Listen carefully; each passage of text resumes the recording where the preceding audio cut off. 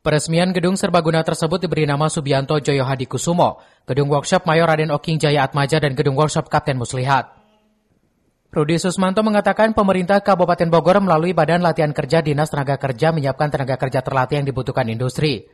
BLK juga menjadi salah satu upaya menekan angka pengangguran khususnya di wilayah Kabupaten Bogor. Pemka Bogor dan Asosiasi Pengusaha Indonesia APindo akan berkolaborasi yang dibutuhkan oleh dunia kerja dengan melalui Balai Latihan Kerja ini. Pihaknya akan menyiapkan 500 orang tenaga kerja terlatih untuk industri dalam 1 tahunnya. Selain pelatihannya gratis dan mendapat uang saku, Pemka Bogor juga akan berupaya untuk memaksimalkan infrastruktur yang ada agar dapat mengakomodir lebih banyak peserta pelatihan setiap bulannya. Dan bukan hanya meresmikan, nanti kita akan tidak lanjuti dengan beberapa MOU bersama dengan pihak ketiga. Tadi sudah ada yang menyepakati untuk melakukan pelatihan pelayanan untuk mengirimkan tenaga kerja ke Jepang.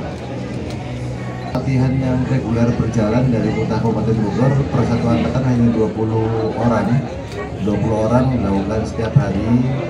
Maka kalau 20 orang per bulan bisa diefektifkan 20 orang per 2 minggu, maka per bulan bisa 40, maka dalam 1 tahun kurang lebih sekitar hampir 500 orang. Dulu, nah cuma kita ini tidak dibatasi dengan ijazah.